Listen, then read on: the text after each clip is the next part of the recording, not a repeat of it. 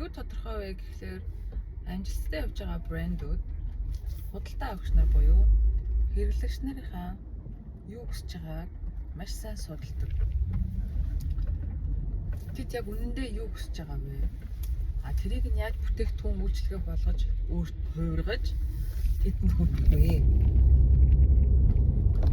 Тэгээд тэр нь үнэхээр тэднэрт хийгээд бүтээгээд гаргасан бүтээгдэхүүн нь яг үнэхээр тэр хэрэгцээ шаардлагад нийцж гинүү гэдгийг нь бас эргээ шалгадаг. Шалгаад сайжруулах, нэмэх, хаасах юмнууд байвал тэрийгэ хийгээд энэ циклээрээ явдаг. Энэ нь брэнд, компани, байгууллага, үйлдвэрлэгч нарын байнгын хийдэг үйл ажиллагааны цикл байдаг. Энэ бол батлагдсан, туршигдсан, олон жилийн турш шинжлэх ухаанаарч батлагдсан, амьдрал дээрч батлагдсан.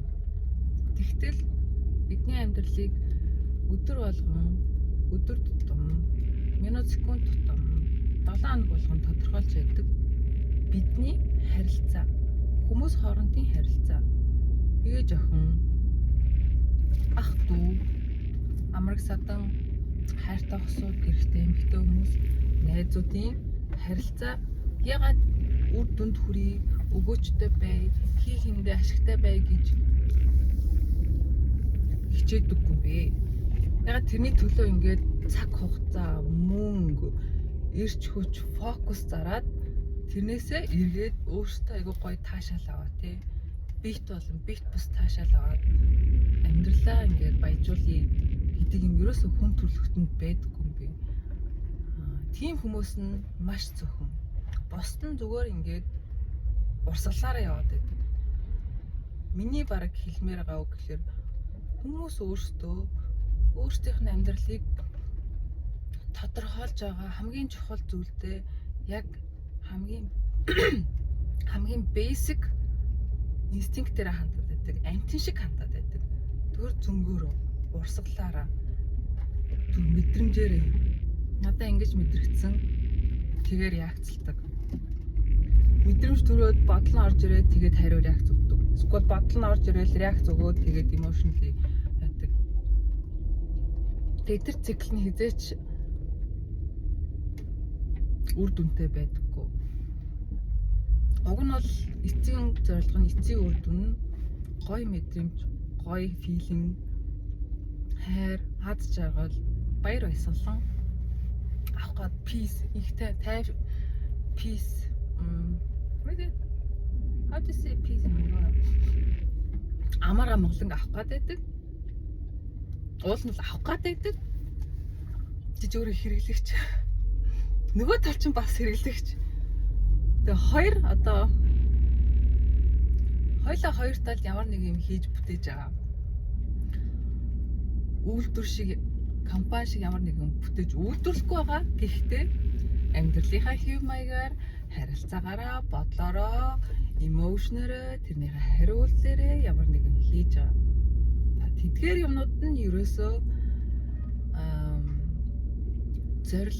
зориггүй зүгээр нэг юм өнгөрцгөн хүсэл тачаал дээр, хүсэл мөрөөдөл дээр тулгуурлаж үйлдэж байгаа учраас эцсийн үр дүндээ яг юу хүсэж байгаагаа тодорхойлоогүй. Эцсийн үр дүндээ хинээс юу авах гээд байгаагаа илэрхийлээгүйгээс болоод бид нар харилцааны дундаасаа өгөж авах юмаа ерөөсөө хангалттай авдаггүй. Тэрэндээ цаг хугацаа зарцуулдаггүй, эрч хүч зарцуулдаггүй, анхаарал зарцуулдаггүй, мөнгө зарцуулдаггүй.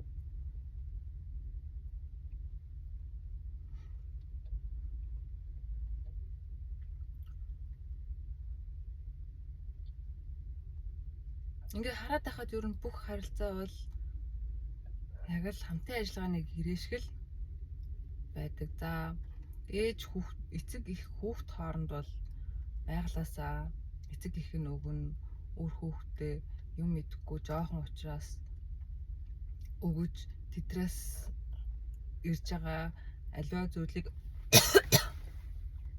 хүлээн зөвшөөрч твчиж өөртөө тэр хүнийг төрүүлснийхаа хариуд өөр хариуцлага хүлээгээд зааж сургах гэдэг тийм эцэг эхээс үр хүүхдүүд чиглэсэн үйл ажиллагаа байгаад байгаа. Гэхдээ бусд нь яах юм?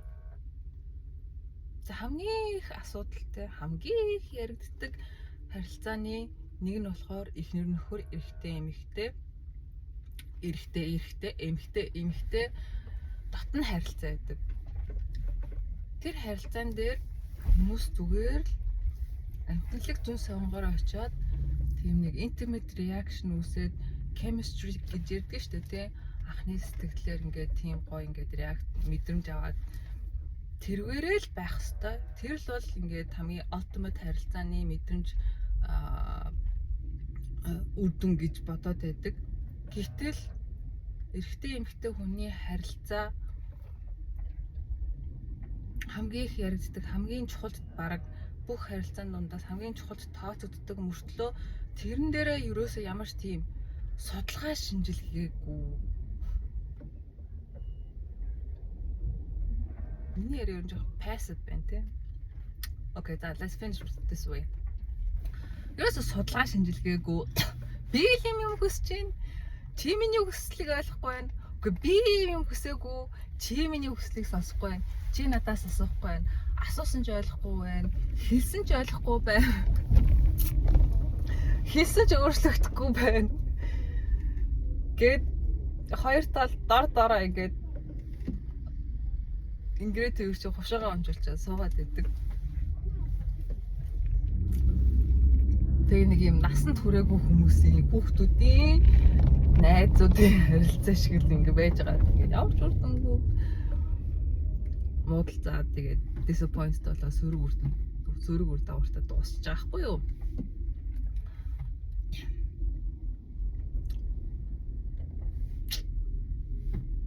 Гэтэл хэрвээ үнэхээр чи харилцаагаа чухал тооцоод энэ харилцаанаас би үр ашиг өгөөч хүртэж байгаа гэж үзээд нөгөө хүнээсээ тий дээр нь би бас тэр хүндээ үр өгөөчтэй ашигтай байх ёстой гэдгээ хүлээн зөвшөөрөх юм бол хоёр тал хүлээн зөвшөөрөх юм бол дараагийн алхмыг хийх үр таалга нэгдэж байгаа байхгүй юу? За үр өгөөж ашиг гэдгийг бол бүтээгдэхүүн үйлчилгээ бизнес дээр бол ойлгомжтой тий.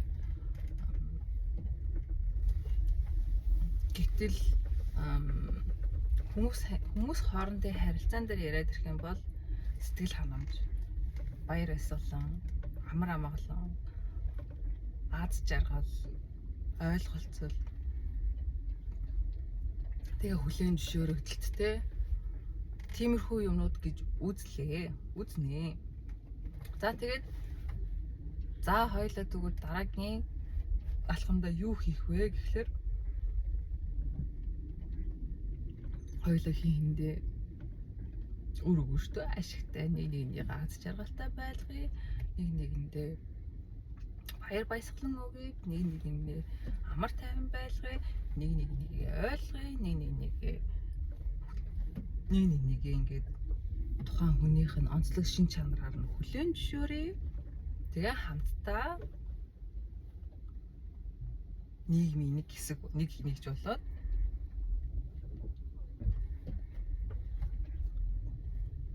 аз жаргалтай амьдрья гэдэг зорилго байгаад байгаа аахгүй юу? Уул нь бол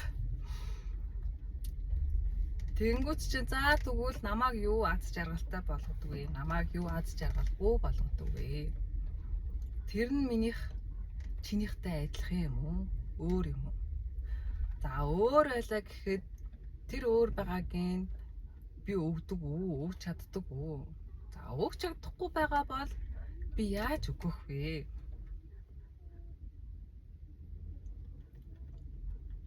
Би мэдлэг ойлголт авах хэрэгтэй юу? Тэрийг амьдрал дээр хэрэгжүүлээд дадлгачих хэрэгтэй юу?